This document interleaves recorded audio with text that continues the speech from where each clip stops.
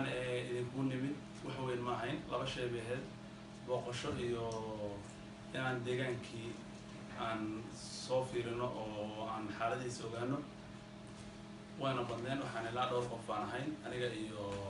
anoo xasan cabdiqaadir buura ah iyo xildhibaanka cabdullaahi iyo salaamaan cabdi jaamac iyo cawiil cabdigaas waxaan wadnay dawooyin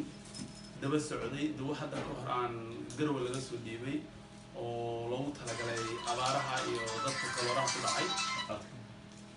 dawooyinkan aan soo gadnay waxaan ka soo qaadnay gaalkacyo waa lacagteedana waxaa soo arooriyay group dhalinyarada aqoon-yahanada reer maxamuud ibraahim ay samaysteen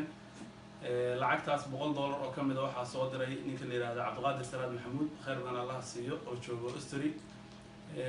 waxaana isku xilqaamay aruurinteeda maxamuud sultaan cabdirashiid iyo aniga iyo kaafiyo oo gaalkacyo joogto cabdullaahi cajab iyo ayaan xuseen dheero oo garowe joogto iyo dhalinta gaalkacyo joogto rag iyo dumarba lacagtaasi waxay inoo qorshooday inaan ku soo iibino dawooyin iyo miisaan oo MCH-ka u baahnaa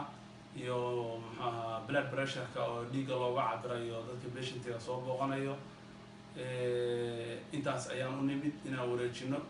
oo maanta oo jimcaha aan u nimid halkan waa mahadsantihiin waxaan ku wareejinay insha Allah maamulka degmada iyo